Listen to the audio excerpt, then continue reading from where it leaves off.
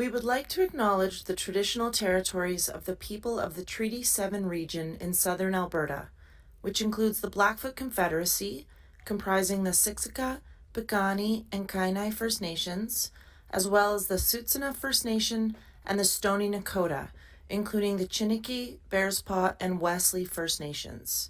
The City of Calgary is also home to Métis Nation of Alberta, Region 3.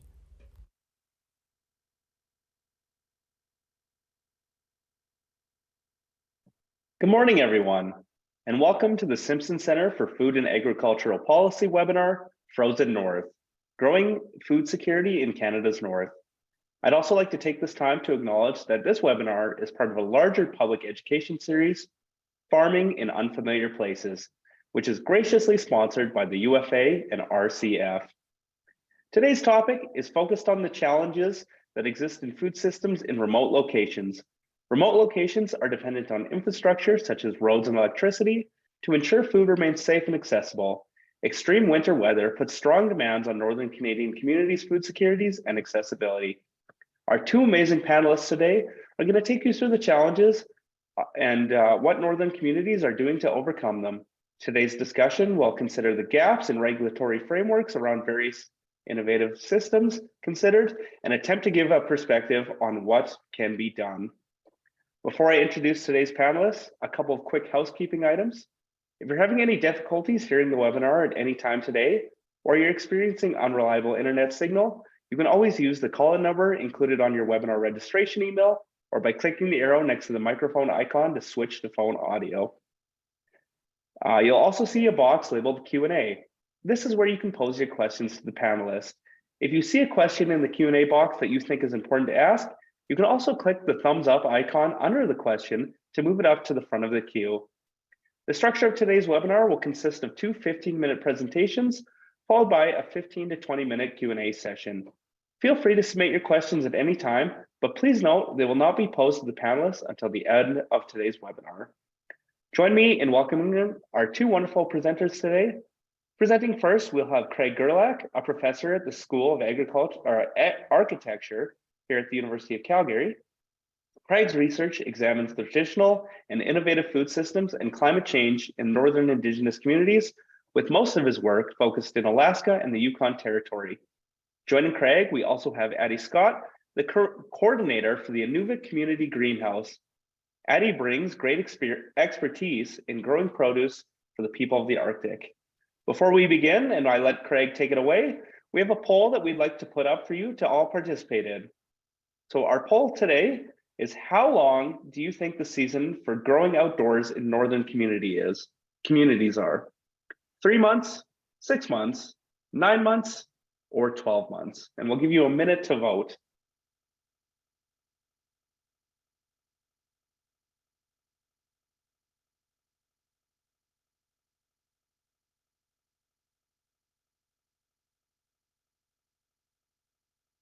And make sure that you're all filling out the vote, as we will be closing it here right away.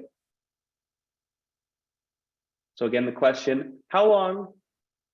Oh, and it has just disappeared. Give me 1 second. Here we go. So the question was, how long do you think the season for growing in the outdoors in Northern communities? We had 61% of you, so 11 out of 18 say 3 months, with the remaining 7 out of the 18 of you saying 6 months. For 39%. So we had no votes for 9 months or 12 months, and about 2/3 of you thought 3 months was the correct answer. That's really interesting, and I'm going to hand it over to Craig Gerlach, who will be taking you through his presentation today and touching on this question. Okay. There we go. Yeah. Can everybody hear me?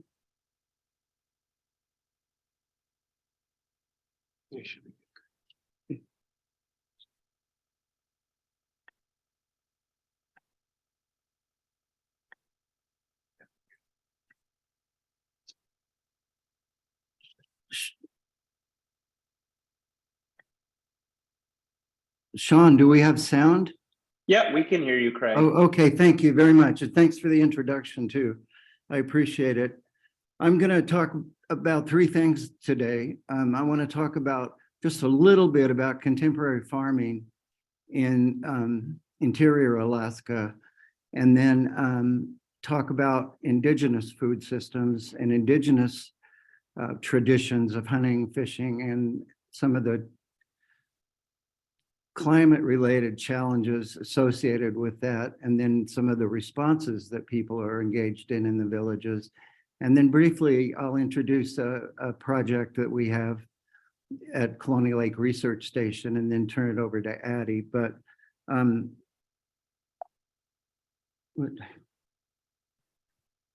so just a quick map.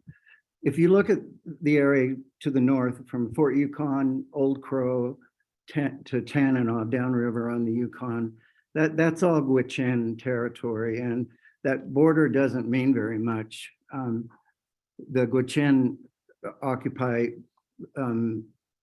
most of those communities. There's at least 10 on the Alaska side, and I'm not sure on the Yukon side beyond Old Crow.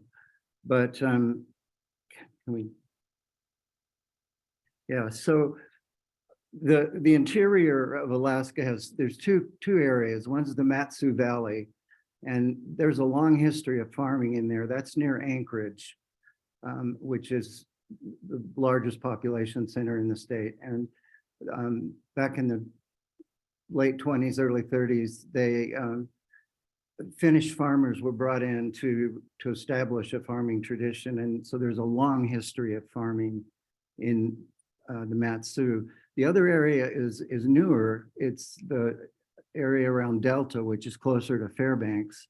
And Delta has had mixed successes with respect to production, but right now they're growing barley, root crops, potatoes, and then grain crops, which are commodity crops that are shipped out of state. The livestock, we've had an experiment where we've been raising northern breeds of sheep because they are well adapted to the cold. The problem with them, though, is they're very slow to grow, so it takes an extra year to get them to market, and that's very expensive. In the Delta area, there's also a small commercial herd of yaks. A few years ago, the Alaska Department of Fish and Game released plains bison. Now, those are more of a problem for the farmers than anything else. And then poultry, of course, is common. Hogs are common, and dairy cows are common. There used to be a very large dairy, and then there was a military base, Fort Greely, and Fort Greely started importing milk from outside the state. So that dairy is no longer functional. And then there's one or two other dairies in the state. In general, though, for contemporary farming, there's a lack of infrastructure, which is a real problem. And I have reindeer on here because that's a very viable option for small and mid-sized farming. But the Alaska Reindeer Act was passed, and it prohibits anyone except for Alaska First Nations to own reindeer. So there's a whole story there too that maybe at the end we can talk about. You ready? So here I want to talk about the fact that hunting and gathering are still very important, very significant. For the interior, we have moose and caribou, and this caribou shot is of the porcupine caribou herd, which goes back and forth across the Canadian border. Black-tailed deer in Southeast Alaska and British Columbia, and the mainstay and we can talk about this, but the mainstay in terms of stability in the food system for a very long period of time, hundreds if not thousands of years, have been fish. And salmon, there's 5 runs of salmon, and fish are harvestable in large numbers using either fish wheels or nets. They're storable and they're nutritious. But since 2013, there's been fishery closures every year, and it's been closed completely for the last 2 years. So nobody upriver in the Gwich'in communities up to Fort Yukon have been able to fish at all. And part of that is a regulatory thing, because there's a treaty between Canada and Alaska that a certain number of salmon are allowed to escape, so Canada doesn't get the short end of it. And escapement is met, but it means there's not enough food on the Alaska side. And some of the challenges, it's hard to summarize this, but the challenges that I've heard from the hunters have to do with interannual variability and unpredictability in weather and climate. It's very difficult to know from one season to the next, what's going to happen, one day to the next, what's going to happen. There are regulatory constraints. I just mentioned one with the international treaty. The hunting and fishing seasons, as they're established, are out of sync before the animals are. And then there's access, land jurisdiction and tenure access issues. At this point in time, the high costs of fuel have made it very difficult for people to subsist. In one of the villages that I work in, they're paying $15 to $18 a gallon for fuel. And as you know, they use river boats and snow machines to hunt. And so that's bad. Food supplies are also very expensive. A gallon of milk in the same village is $15 for a gallon. There is some produce, but by the time it gets to the village, it's not in the best shape that it could be in. There are also supply disruptions. These villages are all serviced by air, by barge, or by snow machine. And there are no roads to any of these villages. The slide to the right was a major landslide that happened a few years ago, but it completely blocked the Noatak River. And the village of Noatak was above here, so they were unable to get down to the coast for their traditional seal hunt. So the figure that's given, the last piece of this slide, the figure that's given is that agriculture supplies 5% of the state's food needs. And I think that's way too high. I don't think it's reflective of what's really happening. So what that means is there's a reliance, especially in the villages, on processed foods of lower nutrition, and there's dietary health impacts with that. And storage and transportation, of course, especially with the long food miles to Alaska, causes a lot of problems with. So there's things that are going on now that we're trying to integrate and complement the traditional food system based on hunting, fishing, gathering, not replace it, certainly not replace it, but complement it with gardening. There's a interesting, people don't often recognize that Yukon River villages actually have about an 80 or 90-year history of gardening, and very rich gardens that were usually associated with the schools or the churches, but they produced a lot of food, and all of those numbers were available in records that we found in Anchorage, actually buried in the Alaska reindeer records. So it was an accident to find them, but the renewable sources of energy that's an ongoing concern. And I think right now the most impressive project based on renewables is in Old Crow. That's a real signpost for what we could do. When I mentioned the outpost gardening or the village gardening, that's being revitalized now, and people are growing gardens again to complement the food supply. The Tanana Chiefs Conference is responsible for 43 villages in the interior, and they're working closely with those people. We had fewer numbers, but we had some successful gardens. And again, the goal was to integrate hunting, fishing, and gardening. And I'm going to just end with this one, because Addie's going to talk about this, but we have a project, hydroponic project at Colonial Lake Research Station that we're experimenting to see if it's viable for installation in a village community. The system runs entirely on renewables.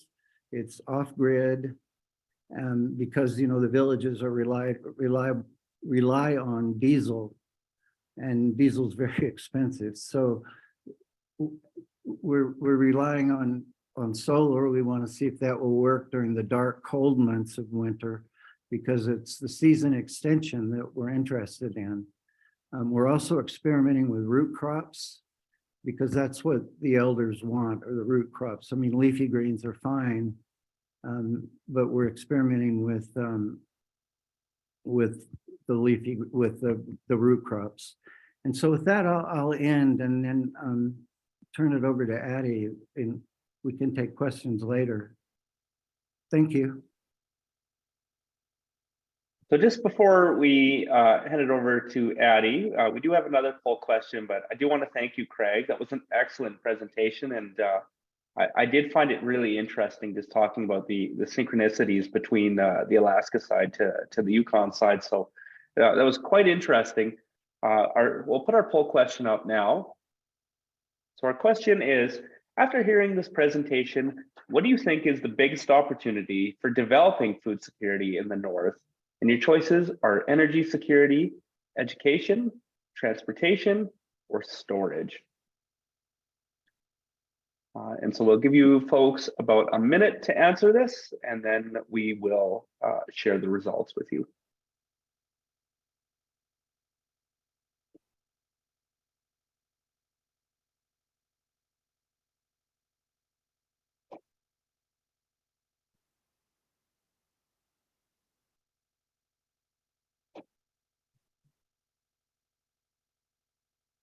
And our results should be coming up shortly. So if you haven't voted, make sure that you do so now, or you won't be included in this poll.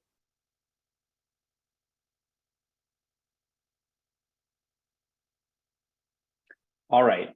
So the question again, after hearing this presentation, what do you think is the biggest opportunity for developing food security in the North? With 42%, or 8 out of 19 of you, we had energy security. With 16%, 3 out of 19, you said education. And tied for second with 4 out of 19 of you, or 21%, was both transportation and storage. So the majority of you said energy security, followed by transportation and storage, followed by education. Thank you for taking the time to answer that. And now, as Craig mentioned, we're going to look at a Northwest Territory specific context, and we'll let Addie take it away on the phone. Okay, cool. Thank you for tuning in and being here. I would like to acknowledge that we are resting on the Inuvik and Gwich'in land on the Beaufort Delta. And then I just want to reference the poll questions too. So all of you that chose 3 months, you were right. But that's north of the 60th parallel up here. But sometimes it can be even less than 3 months to grow outdoors, especially when you get into the high Arctic communities of like Sax Harbor and places like that. And then the choosing energy security, education, transport, and storage. I actually think you're all right in a way, but it will take a combination of all 3 of those things to make a difference of sustainability in agriculture in the North. So I'll just give you like a quick background on how I first came up to Inuvik, and then go into talking about agricultural practices.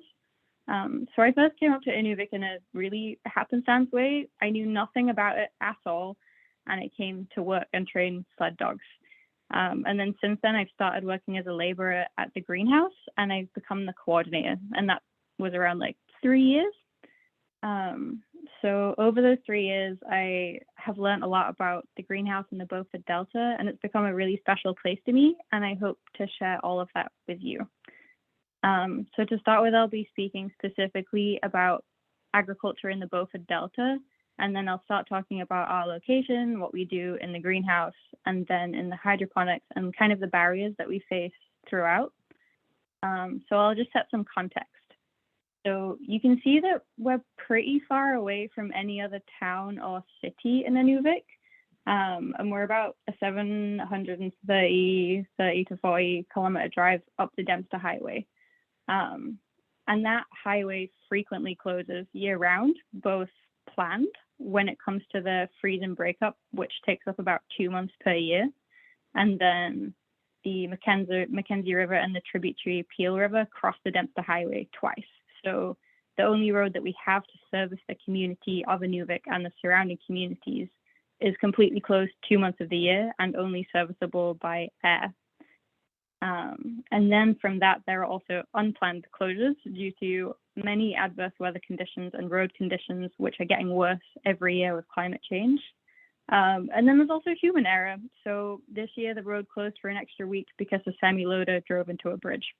And we had an extra week closed over the summer, which wasn't great, but you never really know. So you have to kind of keep these things in mind and plan for the worst possible case when it comes to food security in the north, human error and environmental error.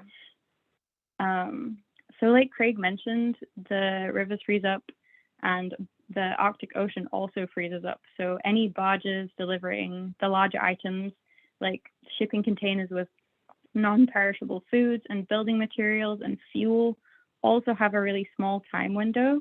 And this year, the barges actually failed. So all of these things, the heavier items, are now having to be shipped up by air to the smaller communities of Sax, Pawlatuck, Ulu, all of these places. So yeah, it's quite a big impact with climate change and planning now, with getting all of the supplies up to the communities, especially with food security in mind and food sovereignty. So a couple of quick facts about Inuvik itself. So it means place of man. So it's where we settled here in around the 50s and 60s is when it was officially named. It's located on the delta.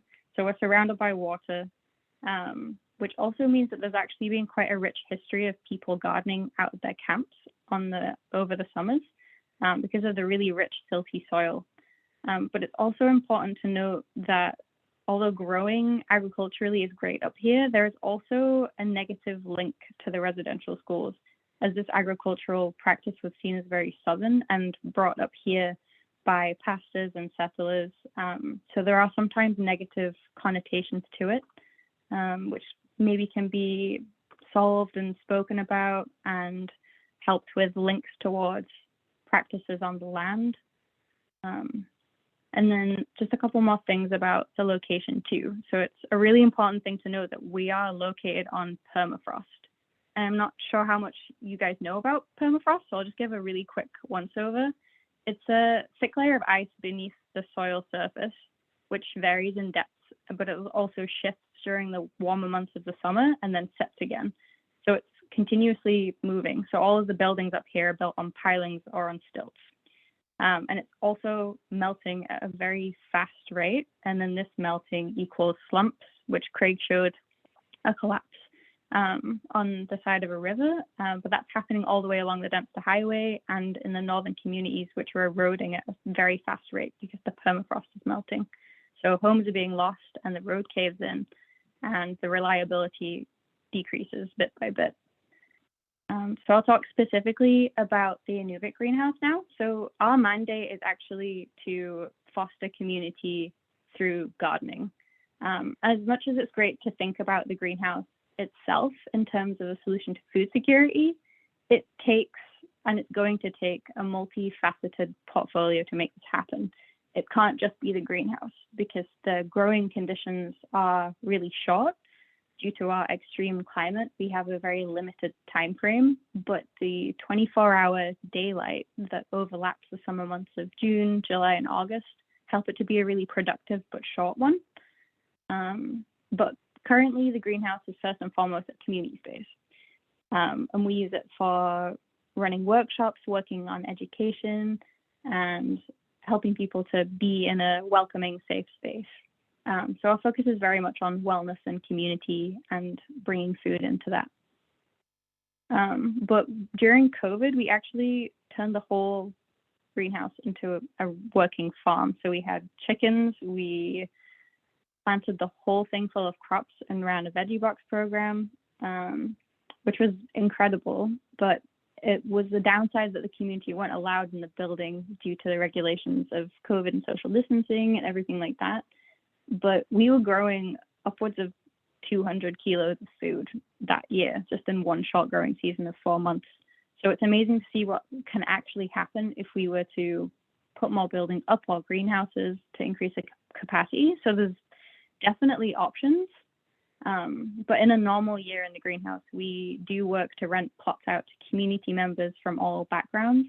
So we run these gardening and cooking classes alongside this to work on the educational point and aiming to provide that safe space again, which doubles as this educational hub for gardening and community gathering across the Beaufort Delta.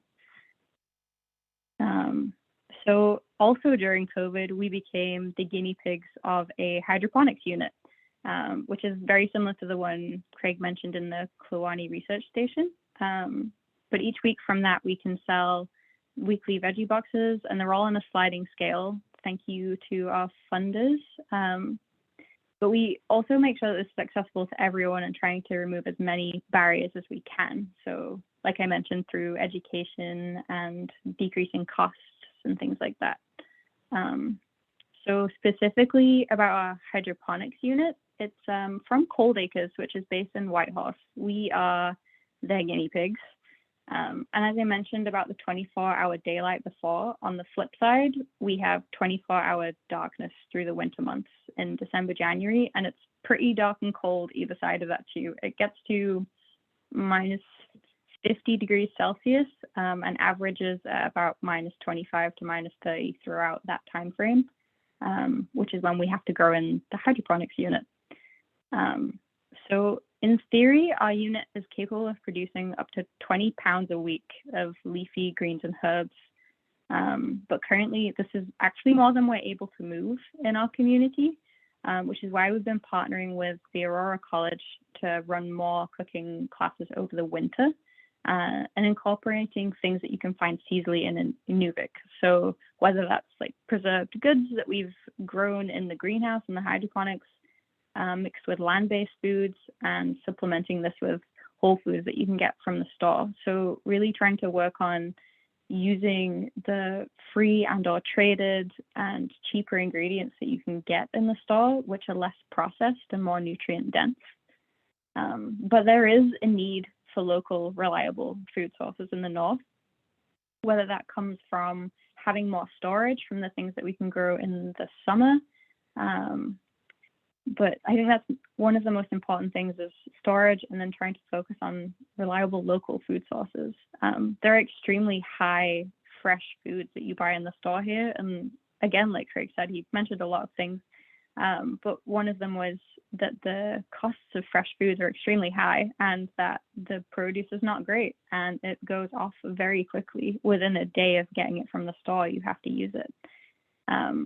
And then doubled with that, the unreliability of the accessibility to services. Like I mentioned with the road closing very frequently, and then plans have to change from, okay, these things were delivered by land, now these things are stuck on the road, they're gonna go bad before they get here. Can we save it by flying it up?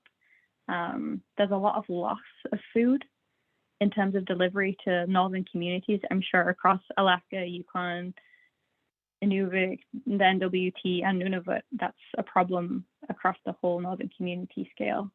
But I think there are multiple facets that contribute to it and can help, but these are all within the realms of the policy, education, funding opportunities, and sustainabilities. So I guess that's kind of my 2 cents, and I'll let you guys ask as many questions as you want, but I'll just finish with this one slide. So what we've kind of learned is that In conclusion, sustainability lies within a culmination of respectfully harvesting from different resources and then sharing our knowledge to continue preserving and working with the land and peoples to spread awareness about food security in the North. I think that's me. Thank you for listening.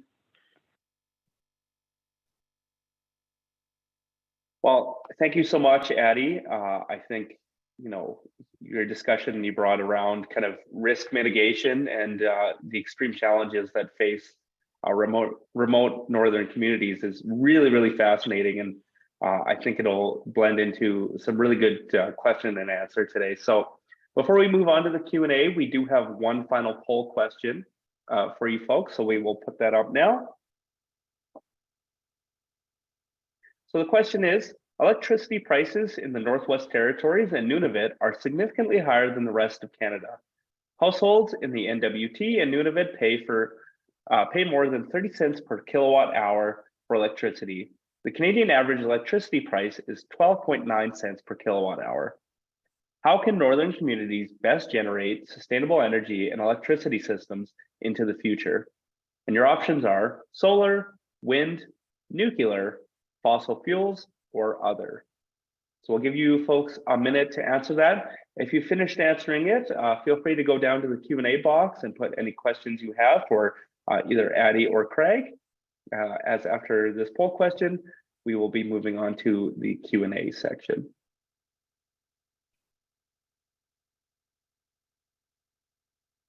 And a reminder, if you are interested, you see a question in the Q&A box that you think is really important to be asked, please give it a thumbs up. It'll move it straight to the top of the queue so I can see it, and we will make sure that it gets asked.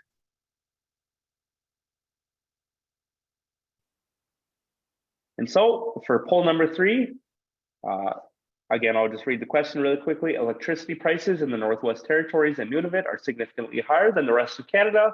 Households in the Northwest Territories and Nunavut pay more than 30 cents per kilowatt hour for electricity, when the Canadian average price is 12.9 cents per kilowatt hour. How can northern communities best generate sustainable energy and electricity systems into the future?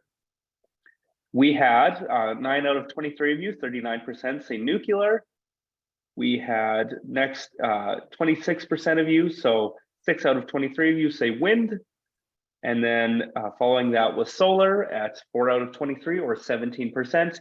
And then last was fossil fuels and other with 2 out of 23 or 9% saying that answer for each.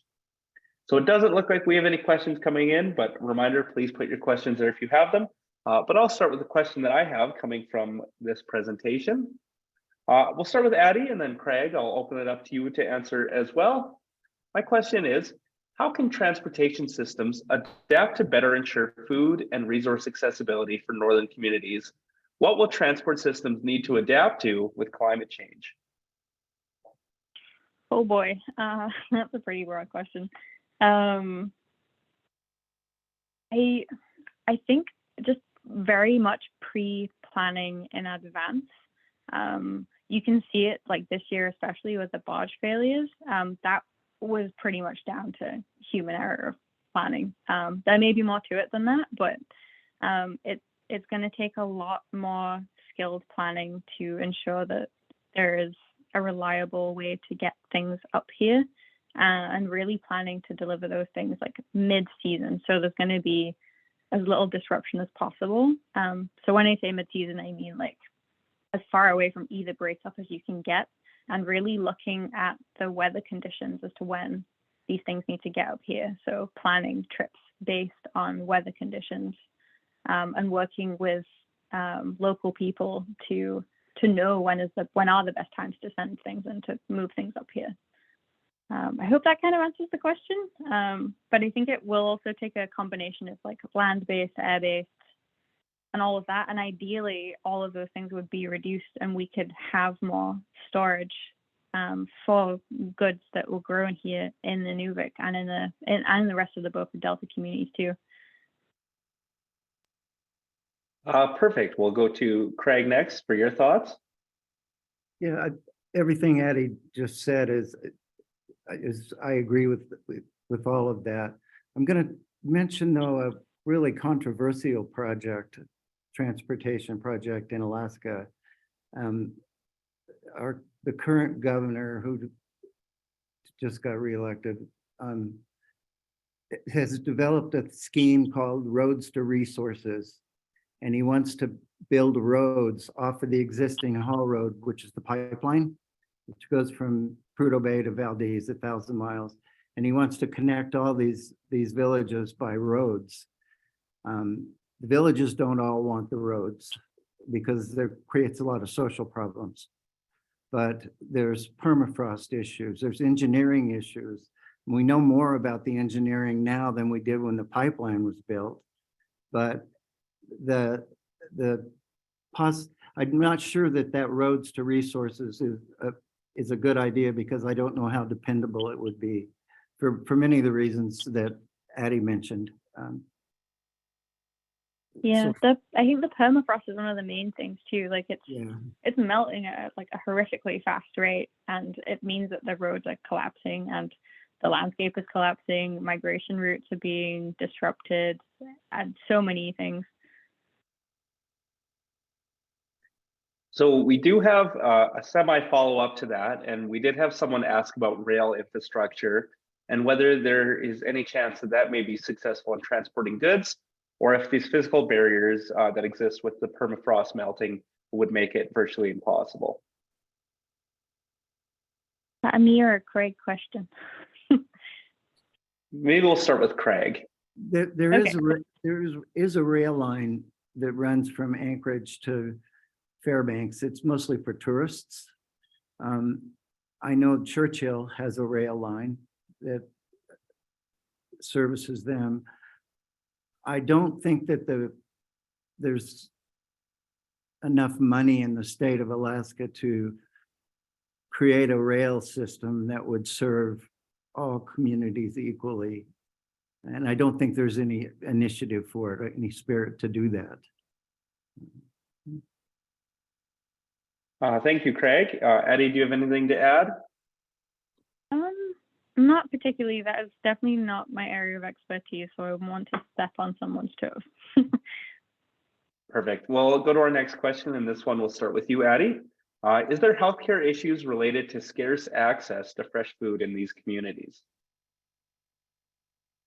Again, I'm not an expert on this, but I can tell you what I do know. So we actually ran a food fit program here for the past couple of years, and we partnered with dietitians at the hospital. And from that, we were trying to research how many people are having diet-related issues that are leading to diseases or health conditions or things that really could be avoided. So there is actually a fair amount of diet-related health issues in Inuvik and the surrounding communities, most of those being high cholesterol, heart disease, diabetes, like all of those things are on the rise, really, and have been an issue for multiple years, because the cheapest and the easiest foods to buy and the most reliable are the most processed ones. And from that people now don't really know how to use all of these other foods, but also they can't afford them because they're so expensive, because they've been shipped up here and they have to add the miles that it's cost as well as the actual product cost, and it's not particularly a viable option, and it's also often not culturally relevant. So that's my 2 cents, I guess. Perfect. Craig, do you have anything you'd like to add? The only thing I would add is that the problems that Addie just mentioned are identical to the problems we have in most Alaskan villages. Except for the regional centers, there might be a village health aide, but otherwise there are no medical services. There's a small hospital in Fort Yukon, a hospital in Kotzebue, one in Barrow, but people are forced to fly at $15,000 a flight to a hospital in Anchorage or Fairbanks. And the diet-related health issues are on the rise. If we had more time, I would like to just mention one study that the Center for Alaska Native Health Research did in the lower Yukon area, Yukon Kuskokwim. Diabetes is very low there, even though if you look at the metrics of diabetes, you would think people would be high in diabetics, but in point of fact, they're very low. And I think that's because they live a really traditional lifestyle. They're exercising all the time, from chopping firewood to hunting seals. And we actually hired an exercise physiologist to work on that piece of it. But I think that's an important component. You know, it's a lifestyle issue in part. So picking on up on something that you had mentioned, Addie, just around culturally relevant land-based foods. Someone has asked, can you speak to food sovereignty and how to balance these Southern agriculture initiatives with those culturally relevant land-based foods? Yeah. So right now, things that the greenhouse itself are doing, I'm not sure about other projects that are going on right now in the rest of the Beaufort Delta. There may be some, but we are trying to work with the Inuvik corporate region, and they have a meat processing plant. So that's, I guess, a Southern idea. But then people who harvest from the land can bring their meat to that processing plant and preserve it and keep it in like sausages, meats, and dry it, frozen packaging. So I think there's definitely a combination. And then using that meat processing plant, the greenhouse has links to the Aurora College, and then we're running food and education programs through them through this whole winter and hopefully into next summer as well, if we can keep getting that funding. So we're trying to incorporate ways to just get all of those different food groups together, and especially things like caribou. There was a huge caribou migration just out of Old Crow and Aquavic very recently, like a couple of weeks ago. So there's an abundance of caribou in town right now. So it's really trying to plan seasonally what is actually available based on migration routes. And for example, like ice fishing, you can only do once the rivers and lakes are frozen up, so that takes a little while. And yeah, we're really working and just having conversations with elders and people who have been around here for a long time, and just communicating. I think communication is key. That's the only thing that's going to really help us here. And Craig, do you have anything to offer from an Alaska Yukon kind of village perspective? Well, Addie mentioned infrastructure issues, and I think that's the one thing I would say is that some years ago now, we experimented with mobile slaughterhouses, and that was for the reindeer herds on the Seward Peninsula. And now those are being used to process bison down in the Kodiak, southern Alaskan area. And that turns out to be a very viable option for infrastructure. Otherwise, in Alaska, there's only 2, maybe 3 places where you can butcher animals. And that's mostly relevant for cattle, and caribou are easy to butcher, but that's about all I got on that.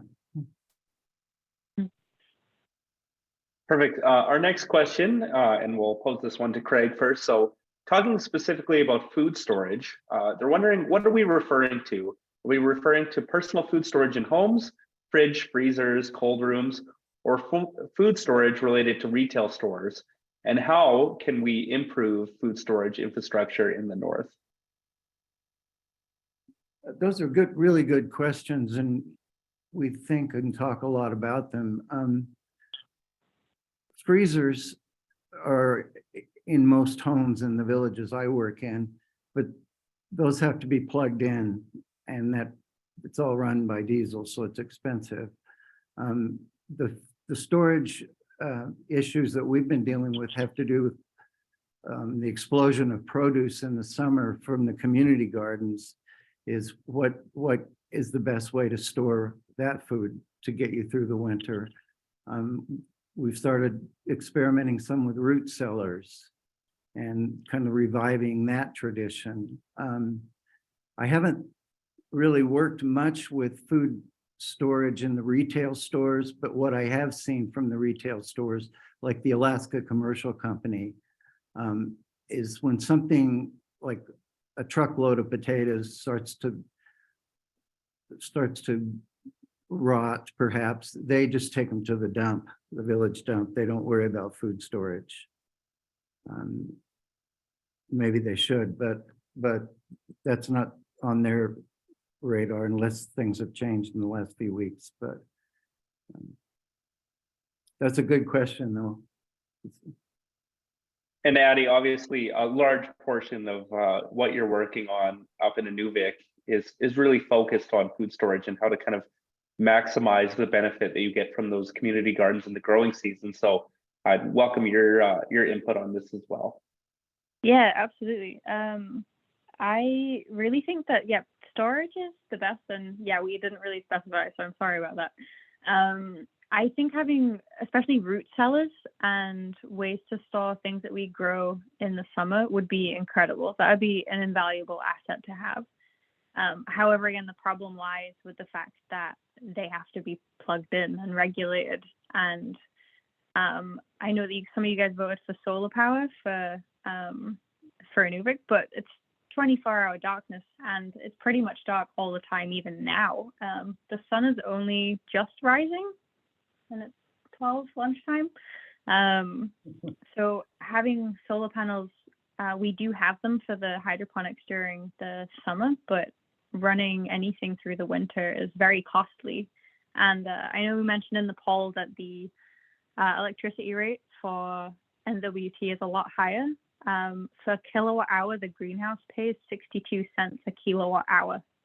NWT is one of the only provinces and territories that currently doesn't have a subsidy for agricultural practices on their electric bills. Hopefully that's a policy change thing. I've been speaking with NWT Agricultural Foods new ED, so she's trying to work on that policy change, but a lot of it comes down to policies and the viability of energy, really.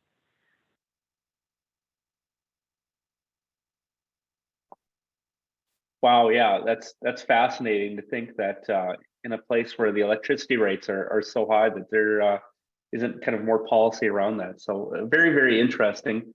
We do have another question for you, Addie, and I will note we just have one question left in the Q&A, and we do have plenty of time today left for Q&A. So if you have any questions remaining, please submit them now.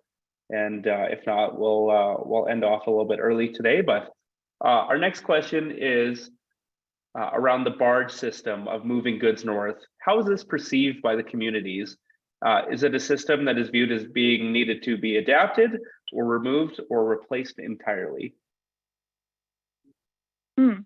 I am not an expert on this. I've visited the smaller communities, but I haven't had exact conversations with elders or members of the communities there. From what I know and what I've heard, like by mouth that's spread around, is that it's a good system in the way that how else are you going to get the heavier stuff up there without a ridiculous cost on planes and using so much fuel to get stuff to these smaller flying communities. So I know that it's efficient and it works for the stores, but at the same time, I know that people are not a fan of the fact that it's unreliable, and then it leads to a bunch of shipping containers sitting around their town for the whole season, which is not traditional, you know. Like there's a bunch of shipping containers sat there that are now empty of stuff that was brought in from the south. It's kind of contradictory a little bit, but I know it's also appreciated. So there's kind of a 50-50 there, but I can't really make any more comments. I'm not sure where the boundaries lie on that one. And Craig, I'm by no means an expert either, but I don't know if barge systems are used in the Yukon or Alaska either, but I'd welcome you to talk about how that system works, if it is indeed in place. The barge system is interesting because it's got a long history in Alaska. Some of the first jobs that Alaska First Nations people got were as riverboat captains. They were in charge of running those barges, and that families then coalesced around that. So there's a bit of a history there. The Yukon River was the highway through which all goods were moved. That's changed now with respect to the unpredictability of the river channels, like the Black River, which goes to a village that's been abandoned because barges can't get up there, is too shallow to even get a riverboat up. So it's changing, but there is a long history of barges, and as Addie mentioned, the costs are insignificant by comparison to airplane transport. It doesn't mean they're not expensive, because they are, but it's nothing like airplane transport. But did that kind of answer your question, or? Yeah, absolutely. I think that's a really good insight for the folks here. Our next question is for you, Craig. I'm curious about the economic model of food sovereignty in northern areas. Can these localized food systems be profitable and economically viable, or do you have to target a profit neutral model? That's a question that is part of our research project at Kewaunee, and I wish I had the answer to that. Right now, agriculture in Alaska is not profitable at any scale. Subsidies, for example, are not available because the farms are all too small. The question would be, I think, for the villages, could you produce food and then market it in something like a farmer's market? Could you produce food and market it through the village stores? Right now, there's a barrier to that because the village stores, Alaska Commercial Company, doesn't want to sell local food. They'd rather import their own. So I don't have the answer to that, and I wish I did, but that is the key question. You know, the hydroponic experiment we have, for example, is we're focused a lot on the economics of that, because it's a very expensive infrastructure, and is there a payback? And we don't know yet. We're still working with that, but I think that's really an insightful question that we'd better find the answer to. And, you know, Addie, we were just talking about how expensive the electricity is in the Northwest Territories. So just curious, you know, is there specific government actions that would be required and able to make farming in the Northwest Territories economically viable or even profit neutral? Yeah. Yeah, currently there's no way we're making a profit. We're pretty much a government guinea pig for the hydroponics. Which is great that these projects are happening. It's just trying to find different ways to make it feasible. So hopefully the hydroponics can become more feasible. They've just put up an experimental wind turbine just outside of Inuvik. So these initiatives are happening, but they're really slow. Yeah, hopefully it happens.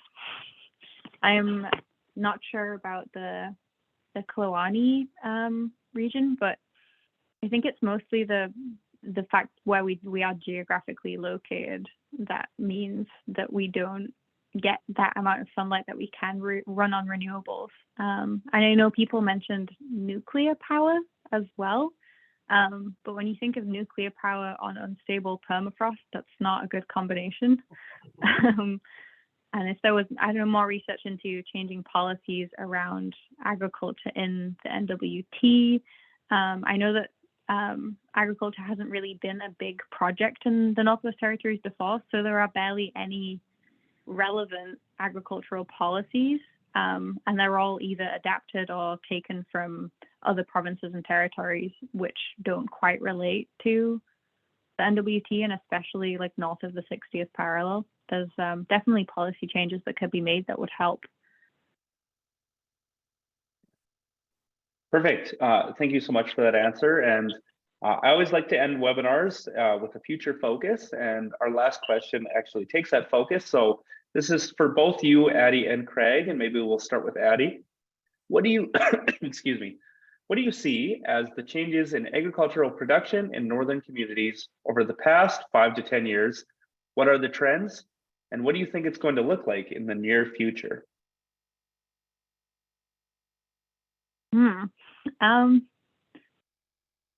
I hopefully see it moving forward to include more growing that is located inside buildings that are already heated and used.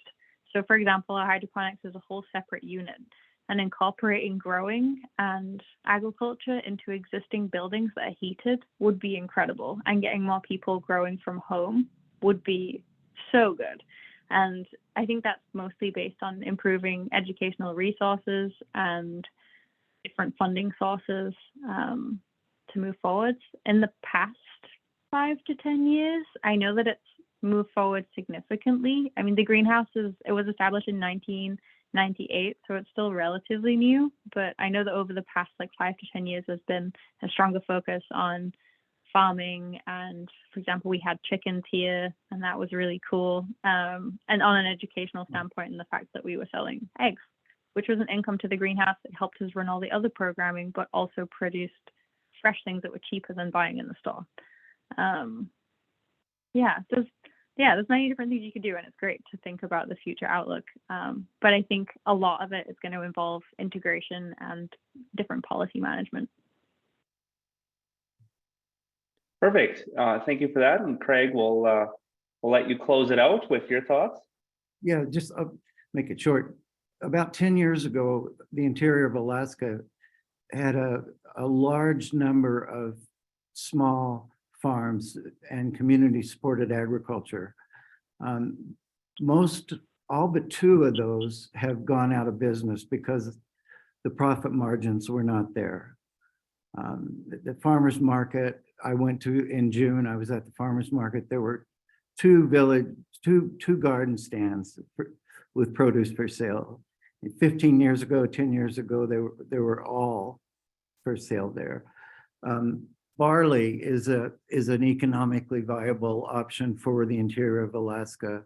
And it's supported by the number of breweries that buy from them now. The problem is that the whole barley crop failed last year for a variety of climatic reasons. So there's going to have to be, I think we're going to have to start working more towards economies of scale.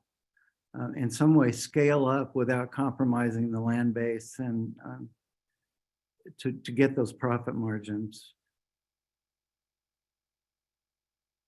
Perfect. Well, I want to thank you, Craig, and I want to thank you, Addie, for your presentations today, as well as your really valuable feedback here on the Q&A. I think I personally learned a lot, and I hope the audience has as well. I'd also like to thank the audience for attending today's webinar. We hope you've enjoyed it. And please give us your feedback by filling out the questionnaire that's going to be emailed out to you here shortly or later today. We also encourage you to join us for our next webinar for Fertilizer Futures and Frameworks, emissions, which will be November 28th at 9 a.m. Mountain Standard Time. So we hope to see you back for that. But thank you all. Have a great day, and we hope to see you soon. Thanks, Sean. Thank you.